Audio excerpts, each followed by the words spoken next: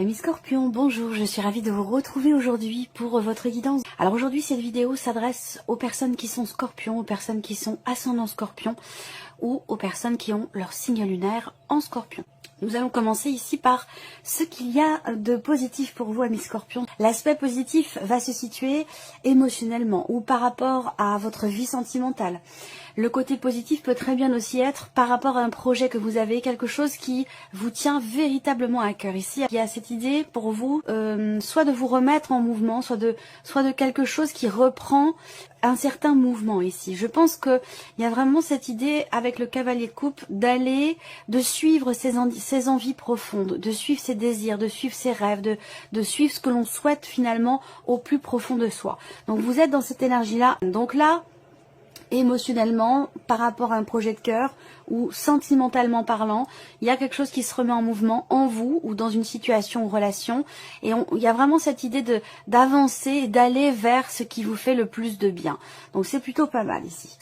Alors le côté positif aussi peut très bien se situer également, parce que bon, c'est quand même aussi votre énergie, par rapport à quelqu'un qui est poisson cancer, ou alors par rapport à quelqu'un qui est du même signe que vous également.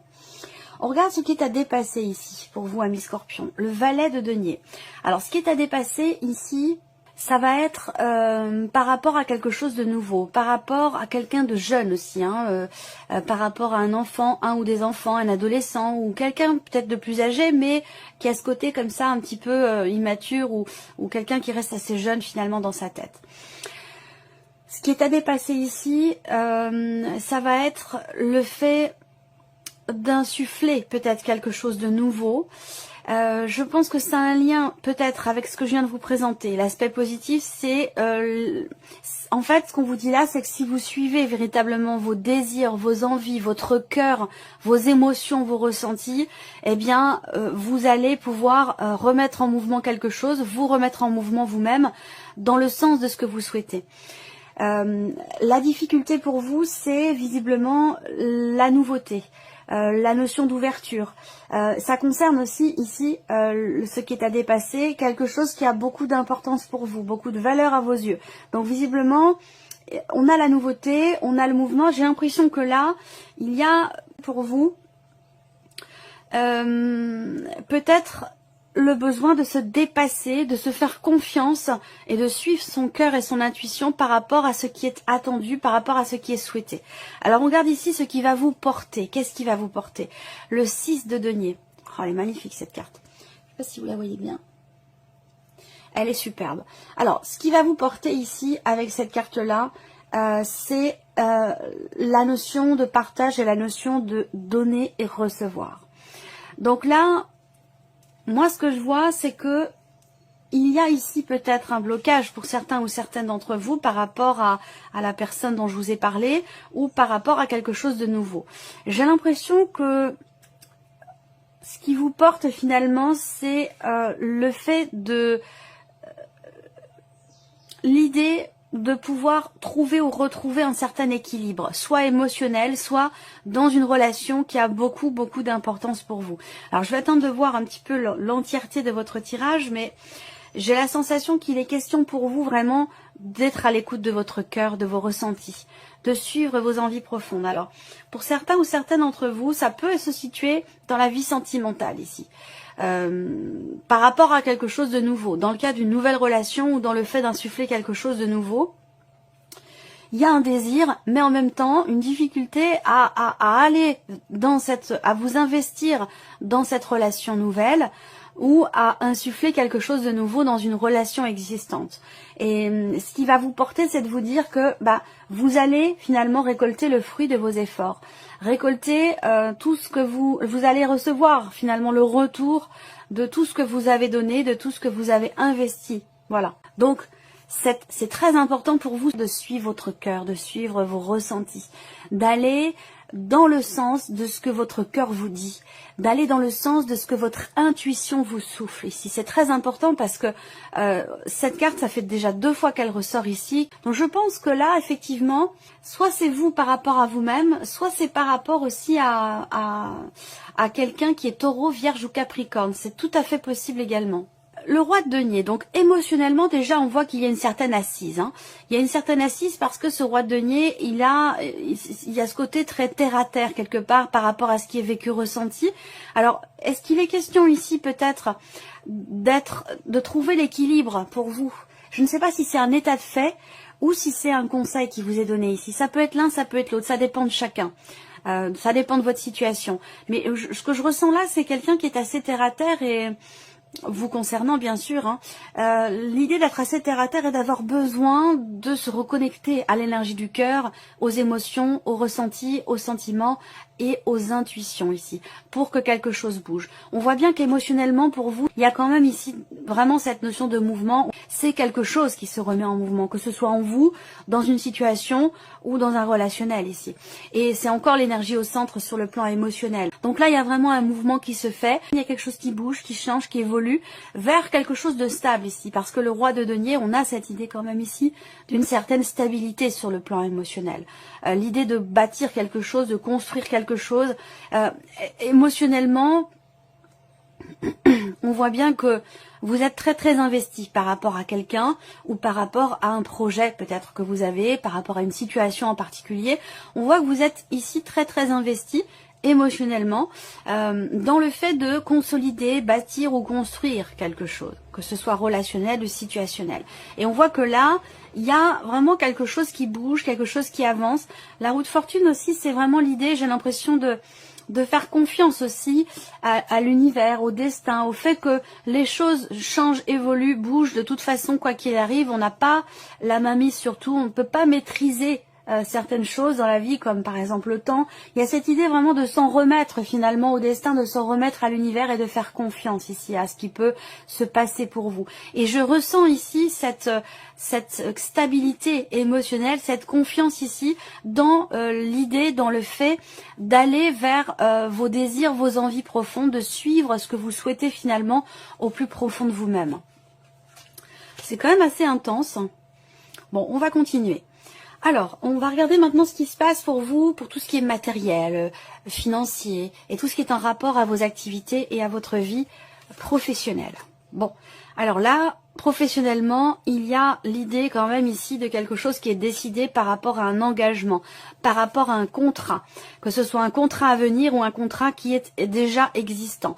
Là, il est question de trancher, de décider.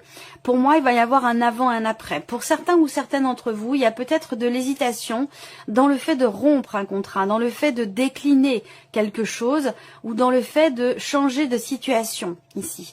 Pour moi, il y a de l'hésitation. Pourquoi? Parce que la décision que vous allez prendre va vous faire bifurquer, va vous faire changer de route, de chemin.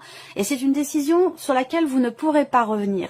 Donc c'est peut-être la raison pour laquelle il peut y avoir ici un petit peu de doute, d'hésitation, de questionnement. Peut-être que la réflexion est de mise ici, même si avec la faux, il y a quand même cette idée de prendre une décision quand même assez rapidement. Moi, ce que je ressens là par rapport au travail, c'est que votre situation professionnelle, de toute façon, va prendre un tournant décisif. Vous allez prendre une autre route, un autre chemin, et vous ne pourrez pas revenir en arrière. Voilà, c'est une décision importante, je pense, ici. Ça concerne la notion d'engagement. Donc le fait de vous engager dans quelque chose, de vous engager vis-à-vis de quelqu'un, ou à contrario pour certains d'entre vous, le fait de vous libérer d'un engagement ici. Quoi qu'il en soit, il est question de se positionner, de faire un choix, de prendre une décision qui vous emmènera certainement ici sur une autre route, sur un autre chemin. Alors peut-être que là, il est question aussi pour certains d'entre vous avec la faute, de trancher, de décider quelque chose par rapport à une situation dans laquelle vous tournez peut-être en rond, ou par rapport à une situation dans laquelle vous avez l'impression peut-être de tourner en rond. Quoi qu'il en soit, la décision que vous prendrez, j'ai l'impression qu'elle vous sera bénéfique parce que on a quand même ici, avec les symboles de cartomancie, une notion de succès, de réussite. Alors ce que je vois également, c'est l'idée de recevoir des nouvelles ici, d'une situation dans laquelle vous vous sentez peut-être emprisonné ou manipulé. Il y a l'idée de recevoir ici des nouvelles qui vont être positives pour vous. Ensuite, tout ce qui est matériel et financier. Alors là, on voit il va y avoir des dépenses déjà de santé. Alors c'est pas forcément par rapport à la maladie ou un problème de santé. Ça peut être aussi des dépenses concernant votre bien-être, votre équilibre, concernant vos énergies. Donc c'est pas forcément par rapport à la maladie ou à un problème de santé, même si ça peut être le cas pour certains d'entre vous. Moi, ce que je vois plutôt là, c'est quelque chose qui n'est peut-être pas forcément remboursé, par exemple par la Sécu, vous voyez. Donc l'idée d'aller, de consulter un énergéticien, de consulter peut-être aussi un... Je cherche le terme exact. Il est passé, le mot est passé et est reparti. Pour retrouver un équilibre alimentaire. Je cherche, le mot est parti. Un diététicien, voilà, énergéticien, diététicien.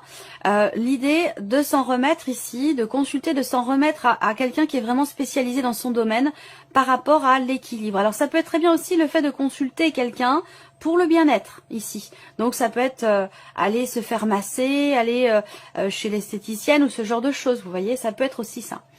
Alors après... Donc ce sont des dépenses évidemment qui ne vont pas être forcément remboursées. Ensuite, on a l'aspect financier ici, peut-être l'idée de recevoir également des nouvelles, même si je n'ai pas forcément les cartes qui me le montrent, mais voilà, évidemment je ne m'en remets pas qu'aux cartes. Là, financièrement parlant, j'ai l'impression que soit vous allez voir un notaire ou un avocat, soit vous recevez des nouvelles, si vous êtes déjà en situation, par rapport à quelque chose de familial, une dimension financière dans la famille, bah, ça peut avoir un lien avec un patrimoine, un don, un legs, un héritage ou quelque chose comme ça. Vous allez être amené à consulter quelqu'un ou à payer quelqu'un pour vous accompagner peut-être dans certaines démarches concernant cette dimension financière sur le plan familial. Après là, moi ce que je vois, c'est que vous allez peut-être aussi investir. Alors là, ça parlera pas à tout le monde, hein, parce que c'est quand même plus spécifique, plus précis. J'ai l'impression que, je sais pas si, alors je sais pas du tout comment ça se passe. Moi, j'ai déjà fait des recherches généalogiques de mon côté, de manière tout à fait personnelle, mais je pense que effectivement, on peut aussi s'adresser à quelqu'un qui est spécialisé pour faire une recherche généalogique. Et j'ai l'impression que là, peut-être que vous avez des dépenses sur ce point-là, que vous avez à cœur de pouvoir faire une recherche spécifique sur le plan généalogique par rapport à quelque chose de familial, par rapport à des ancêtres. Ensuite, tout ce qui est financier, on voit qu'il y a un projet. Il y a un projet de cœur, il y a peut-être aussi un début de quelque chose. Soit vous avez un projet, soit vous commencez tout juste à mettre en place quelque chose dans le cadre d'un projet qui nécessite évidemment des dépenses, puisque je vous parle de la sphère financière. Projet, ici ce que je vois, c'est que évidemment il y a un projet qui nécessite un investissement, une dépense, puisqu'on me parle d'argent ici, et ça a un lien ici, projet familial, on parle d'argent ici. Donc il y a quelque chose qui... alors voilà, tout va dépendre de votre situation, de votre avancement par rapport à ce que je vous présente là. Certains ont déjà entamé un processus par rapport à un projet familial, et puis d'autres, c'est simplement encore qu'au stade de la pensée du projet, si vous voulez. Mais il y a vraiment cette dimension ici financière et familiale par rapport à un projet. Ça peut concerner aussi le lieu de vie, la maison. Ensuite, on voit l'aspect matériel de votre vie ici. On voit qu'il y a l'idée d'être préoccupé, d'être tracassé ou de rencontrer une problématique ici par rapport, encore une fois, peut-être à un projet. Alors ça a peut-être un lien ici. Hein. Il y a peut-être du stress, de l'appréhension, de l'anxiété par rapport à concernant quelque chose qui manque. Concernant quelque chose qui manque. C'est dans le cadre du projet dont je vous ai parlé ici. Donc un projet, peut-être que vous allez ici recevoir des nouvelles qui peuvent quelque part vous inquiéter, enfin vous inquiéter, non, vous préoccuper en fait ici. Moi ce que je vois c'est des préoccupations concernant des papiers, un courrier ou des nouvelles reçues concernant ici un projet ou peut-être une proposition qui est faite aussi. Voilà. Matériellement parlant, alors est-ce que il n'y a pas ici pour certains ou certaines d'entre vous l'idée d'être dans une situation un petit peu délicate par rapport à quelqu'un de très proche concernant quelque chose que vous avez peut-être prêté et qui ne vous a pas été rendu ou qui ne vous est pas rendu et que vous ne savez pas trop comment aborder cette personne par rapport à ça. Voilà. Alors, on termine pour vous, amis Scorpions, avec la vie sentimentale. Qu'est-ce qui ressort pour vous par rapport à la vie sentimentale? Bon, bah c'est très intéressant. Alors, il y avait quand même la carte des nuages, dernière carte, hein, qui représente les préoccupations, les inquiétudes. Alors, on peut me parler aussi peut-être du passé, là, pour certains ou certaines d'entre vous.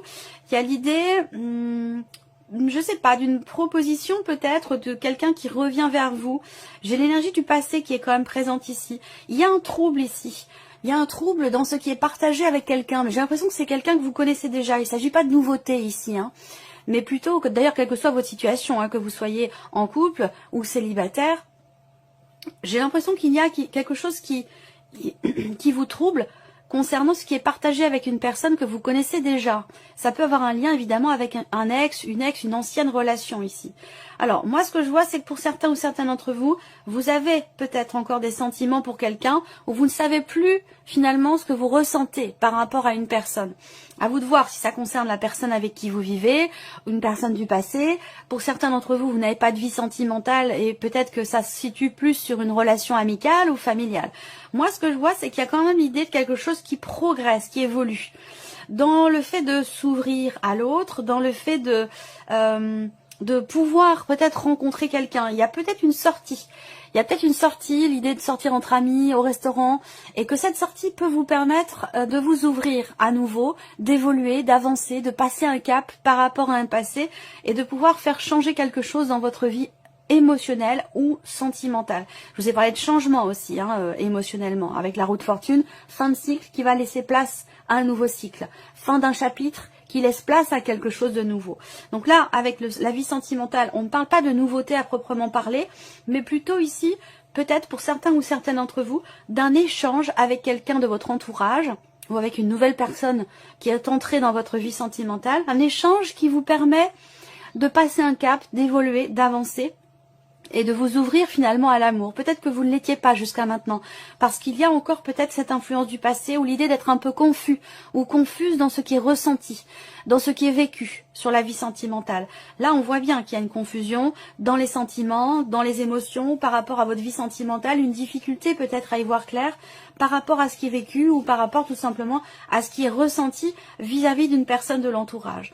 Et là, on voit que les choses vont quand même évoluer certainement dans le bon sens parce que vous avez la carte de la cigogne. Mais c'est vrai qu'il y a une forme d'incertitude ici par rapport à un amour, par rapport à des sentiments. Il peut y avoir des doutes sur le plan affectif, dans une relation amoureuse. Il y a quelque chose qui est troublé ici, dans ce qui est partagé. Voilà, alors on termine votre tirage amis Scorpion avec un message ou un conseil. Alors, premier message pour vous ici. La lettre. Si vous avez une chose à exprimer avec confiance, osez la dévoiler. Quoi qu'il en advienne, ayez le courage d'être vous-même. Deuxième message pour vous. Vous avez le magicien. Se métamorphosant intérieurement pour modeler les événements, son potentiel est puissant. Ayez foi en votre pouvoir de transformer et de créer la vie que vous souhaitez éprouver. Et troisième message pour vous, vous avez la carte de l'absinthe. L'absinthe, vaine liqueur au jade reflet, en toute duplicité, vous ajourne la vérité. Sans illusion, en toute lucidité, affrontez la réalité pour pouvoir la transformer. Voilà pour vous, amis Scorpions. J'espère que cette vidéo vous a plu, que ce tirage résonne en vous. En tout cas, je vous remercie de votre présence, de votre fidélité. Merci pour tous vos messages. Et puis, on se retrouve très bientôt pour les prochaines vidéos. Au revoir. Au revoir.